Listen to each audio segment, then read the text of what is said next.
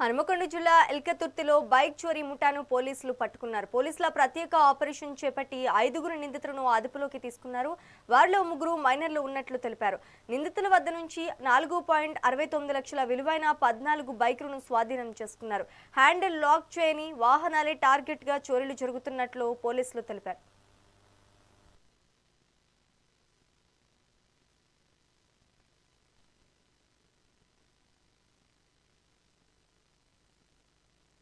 Police వారి ఆధ్వర్యంలో నిన్న ఉదయం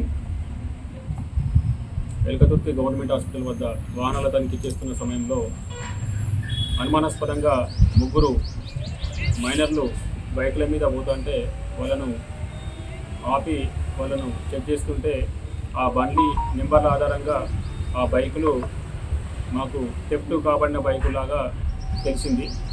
దాన్ని బట్టి ఆ మైనర్ పిల్లలను 3ని మేము విచారించగా వాళ్ళు చెప్పిన వివరాలను బట్టి వాళ్ళు షేక్ సల్మాన్ మరియు చందులాల్ అనే 2 వ్యక్తులు వాళ్లకు కొన్ని వివరాలు చెప్పి హుజరాబాద్లో కొన్ని బైకులను దొంగతనం చేయమని చెప్పగా వాళ్ళు దొంగతనం చేసుకొని వస్తున్నామని చెప్పగా వాళ్ళు చెప్పిన వివరాలను బట్టి మేము 3 మైనర్లను తీసుకొని మళ్ళీ హన్మకొండలోని రాయపురంలోకి వెళ్ళడం జరిగింది.